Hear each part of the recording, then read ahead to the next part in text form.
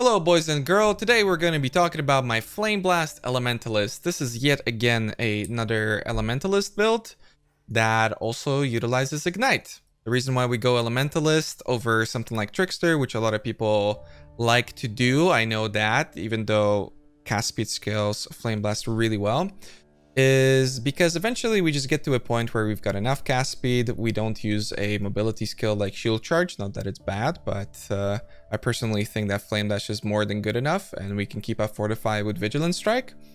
So we get to a point where we've got enough cast speed, and the Elementalist just provides us with a ton of damage, a ton of utility, and you can see that the build pretty much doesn't lack anything. This is a build diary, so the character is absolutely incomplete. Currently, the footage that you're watching is from a level 85 character with Uber Lab completed and quite mediocre gear. I have some multi-modded stuff, but it doesn't really help with the Ignite itself. It's more utility, with the big one being my boots that cannot be frozen. They are multi-modded boots. But again, you can get away with just crafting that, just the cannot freeze. You don't necessarily have to multi-mod, so it makes for a pretty budget character. And it's been really smooth sailing. I mean, Flameblast gets a lot of bad rep, and I think it's pretty unjustified. In general, self-casting isn't in a great spot, but when it comes to Ignite builds, so far the things that I've been trying have been working out.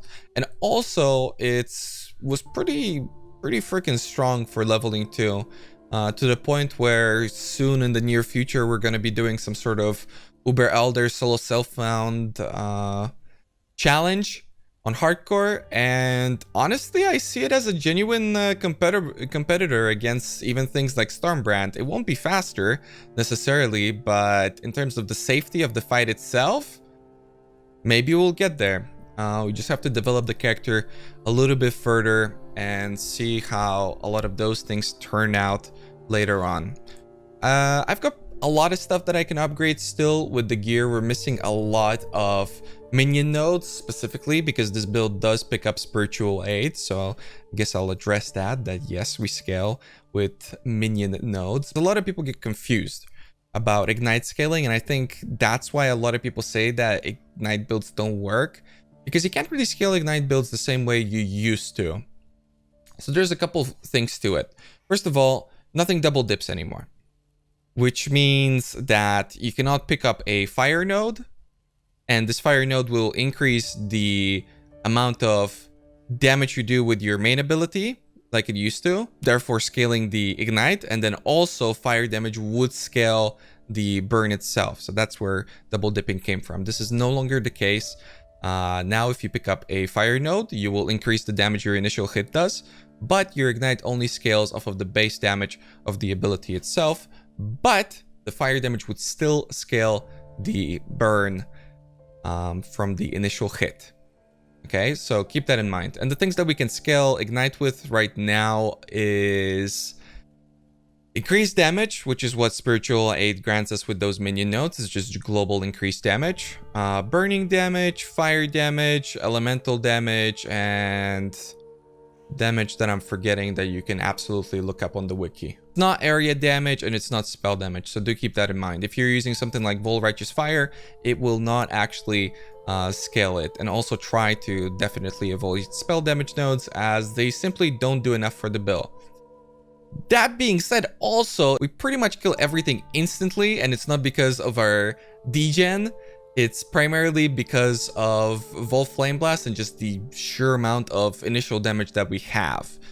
That's not to say that you can't bring your Ignite damage to very high values. I've just found that it's quite unnecessary. And this is where the second part of Ignite scaling comes into play. A lot of people think that these builds simply don't do enough damage, and it is because they either focus too much with their gems on dealing just too much initial damage or too much Ignite. So if you do too much initial damage, you don't benefit from the Ignite enough, therefore it kind of feels a little weak for mapping. If you do scale too much Ignite, then you end up with a pretty measly single target. So I found with the most builds that I've played that are Ignite builds, it's best to do it down the middle, So you've got some gems that support your ignite and some gems that support your initial hit. So in my case, my links on a 5-link carcass jack right now are looking as follows: Flameblast, obviously a Vol Flameblast, burning damage, ignite proliferation, hypothermia, and combustion. So another mechanic of the build that we utilize, and this is something that we get out of Elementalist that is very important because it's one of the few gems that can scale both our initial hit and our ignite, is the hypothermia. The reason why it works is because with Beacon of Ruin, which states chills from your hits always reduce action speed by at least 10%. This means that whenever we hit anything with any amount of cold damage, the mob will be chilled. Therefore, our hypothermia is active. There is no chance to it either. It's not like shock where you've got chance to shock. It is any amount of cold damage will always kill the mob, therefore proliferate at the same time, which makes hypothermia active. And again, what's especially cool about it is that it increases our initial damage and also our damage over time, which just is a massive gem. Another weird pick that I guess some people would question would be the Ignite Proliferation, because it's only 37% more damage with Ignite, but it gives us 2 radius. And this means that we've got a significantly larger AoE. I don't really utilize the AoE on the Flameblast itself, as I found it's not really important, because for the most part I am simply one-tapping mobs and even bosses. So the more AoE, the better, the higher degen. It's very nice on all these beyond maps and whatnot. And then burning damage and combustion. Combustion, obviously something that is absolutely irreplaceable for just about any fire build nowadays. And yeah, the burning damage is questionable because, well, you could replace it with faster casting, which is more AoE, technically more damage, and a little bit more comfort of play. But since, again, I am one-tapping, we're using the burning damage, I'm kind of still testing it out. It's been working well enough. But yeah, if you were to have a 6-link, I would absolutely recommend faster casting. Honestly, that's just about it. The leveling, like I mentioned before, was pretty freaking smooth. I leveled with Fireball. Then I switched to Firestorm for a little bit, and then at level 28 I went Flameblast, and with Vol Flameblast I was just one-shotting everything. It was almost frustrating because it felt like using Vol Flameblast, which by the way feels freaking amazing, especially if you're using the Celestial MTX, because it's just got that oomph to it. It was frustrating. It felt like cheating. Whenever there was any boss, I would just instantly kill it, and I wanted to see how much damage I'm doing while leveling, and that was absolutely impossible because things died way too fast. Nothing that I've met has lived to the second stage of the Vol Flameblast hit. Like, literally none of the leveling bosses. However, do keep in mind that that was with a Tabula Rasa, so that helps. Also, another cool mechanic that we utilize, since this is a build that uses Elemental Equilibrium, is the new crafted mod on your weapon, which is trigger a socketed spell when you use a skill.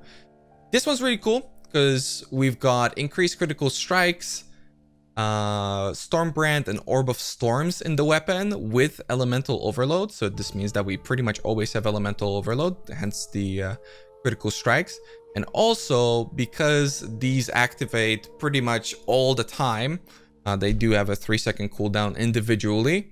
This means that we can very easily proc our Elemental Equilibrium. You always have it on bosses, and when it comes to regular mobs, you generally don't need it, but if you do, it's there. And what's also especially cool about it is that it's a level 20 mod, so you can just get it on any random wand while leveling. I really wouldn't bother with getting a good base. And the build pretty much just works from the very beginning, and then you can just control your gear and steer it in whatever direction you want. And like I mentioned, it works really great on a budget. So those are kind of my first impressions of Flameblast and how to play around with it and whatnot. Again, a ton of fun. Probably the second or third most fun that I've had with any character in the current Betrayal League, and I can't help but recommend it to everybody. Also, if you want to see the specific character that I am playing right now with the current setup that I am using. Again, not fully optimized. Be sure to check out the link in the description below for the path of building paste bin.